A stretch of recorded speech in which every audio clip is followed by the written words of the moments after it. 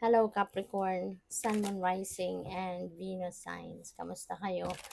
Sana po'y nasa mabuti kayong kalagayan. Welcome back po sa Star Tarot. At kung bago kayo rito, welcome din po kayo. Please subscribe, like, share my videos, and leave me a comment kung nakaresonate kayo. So Capricorn, napakaganda ha. Meron kayong abundance energy. And si abundance, double pa. Diba? Kasi double 8. Napakaswerte, sobrang swerte ninyo sa pera. Kasi si number 8, that is a very powerful number that resonates with financial and material success, abundance, prosperity, tapos double pa siya. No? Kasi 88 siya. So, ibig sabihin, doble yung ano mo, yung swerte na po pwedeng dumating sa'yo. Diba? So, doble-doble yung kasaganaan na paparating. Kaya, good for you. So, by the way, maraming salamat for subscribing. And if you haven't subscribed yet, subscribe na kayo. And also, maraming salamat din for not skipping the ads. Malaking bagay po yan sa akin. And also, please click the join button sa baba ng video kung gusto po ninyo na mag-join kayo sa membership. Salamat. So, we have the energy of the Kingfisher. Ayan, be patient and focused. Okay? Ito din yung kailangan ninyong i-consider, nasa kung ano man ang pinagkakaabalahan ninyo, ano man ang inyong ginagawa, mag-practice kayo ng patience and dapat focus kayo para kung ano man yung ginagawa ninyo, matapos ninyo agad and you can move on to the next. Diba? Iwasan ninyo na ma-distract kasi mas lalo nakakapagpahaba yan ng oras na gugugulin ninyo sa isang bagay imbes na matatapos agad, 'di ba? So, para na ma-enjoy nyo kung ano man itong nakakapagpa-distract sa'yo. So, para ma-focusan mo din yon, edi tapusin mo na muna kung ano man ang mga necessary, no, na dapat, na mga bagay na dapat tapusin.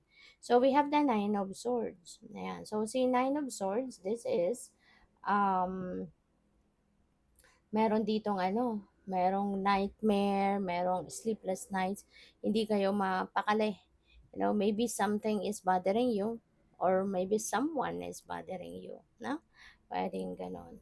So, yun, make sure na kayo, no, Capricorn, make sure na um, um, sana naiisip ninyo, no, na if you're going to worry too much, 'di ba? Or if you're worrying about something, mas may stress lang kayo.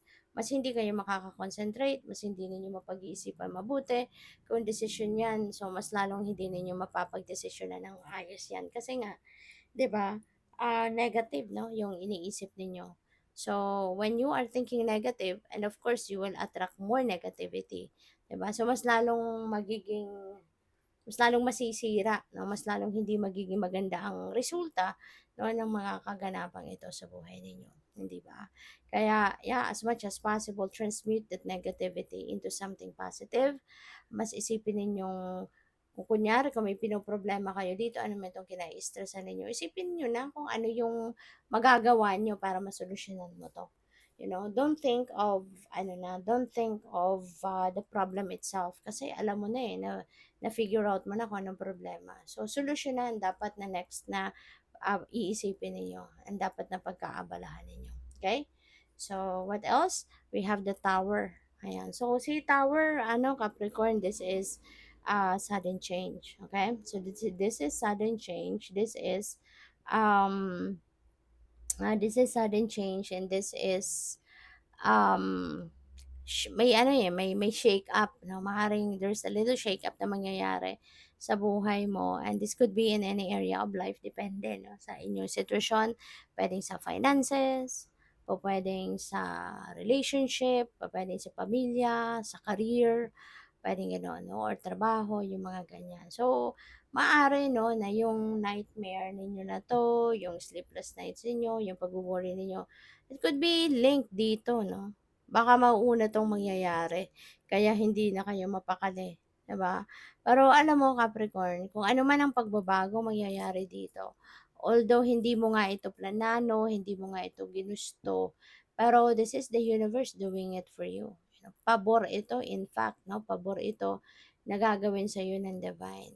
Kasi yung tower moment na 'to, kung ano man ang event na mangyayari dito, papaano man ito mag-a-unfold sa buhay ninyo, dadalhin kayo nito sa kung saan ang destiny ninyo.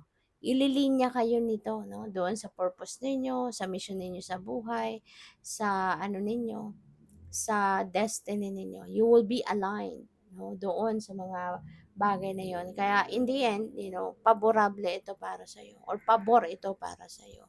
Okay? So what else? We have the Knight of Swords. So definitely change is coming. Okay? May mga pagbabago talaga na mangyayari sa buhay mo. Okay? Kaya medyo mabilis ngayon yung transition, magiging mabilis yung mga galawan, mabilis yung mga pangyayari.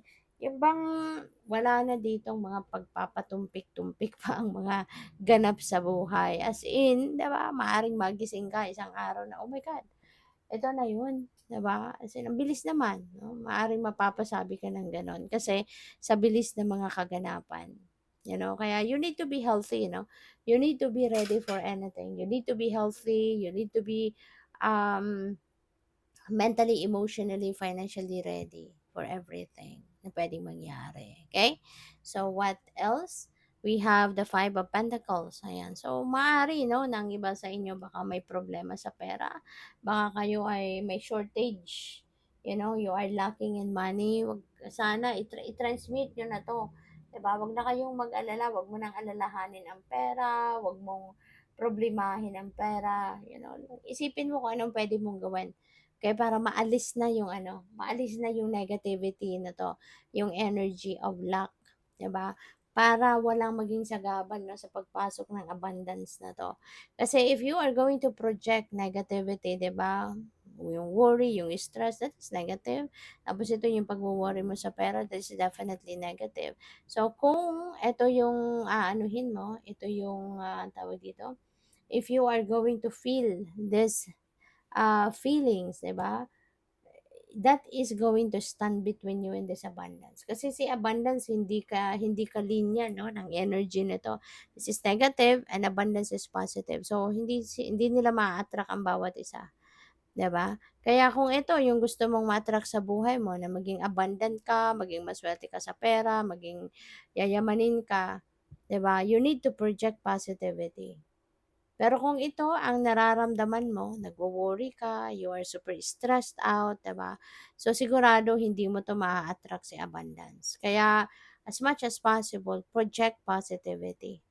Okay? Unti-unti, you need to work on removing, transmuting any negativity sa sarili mo at gawin mong positibo para mawalang maging sagabal dito sa pag-attract mo ng abundance sa buhay mo. Okay? Kasi mas beneficial naman ito para sa iyo, 'di ba? Kaysa yung mga worries na ito. Okay? So what else? We have the temperance energy. You need to bring the balance back in your life. Okay? At itong mga worries na 'yan, yung stress na 'yan, that is something no na nakakapagbigay ng imbalance, no? Nakakapag-create ng mas maraming negative energy, nakakapagdala ng mas maraming negative energy sa buhay mo. So sana magkaroon ka ng time, no? Magkaroon ka ng mas maraming oras sa pagpapahinga, pagre-relax, pagninilay-nilay, pagmumuni-muni so that you'd be able to relax. Okay? So that you'd be able to declutter mind chatter. 'Di ba? Or kung ano man ang mga nagpapabigat sa inyong dibdib at isipan. So we also have Ten of Cups, ayan. Para na ito din, no, yung ma-enjoy ninyo.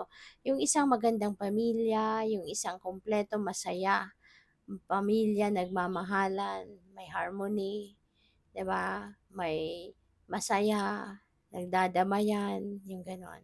So, pupuwede rin na this is what you are also manifesting, 'di ba? So, how are you going to manifest? Happy family. Kung ganito ang energy mo, very negative. Kaya kailangan tanggalin mo na 'to. Tanggalin mo na 'to. Iwasan mo na na iwasan mo na na patambayin mo sa sarili mo yung negative energy para wala nang maging sagabal 'no, sa mga masasayang bagay, circumstances na sana'y paparating sa'yo. So, good luck po. Thank you for watching. Love and light. Namaste.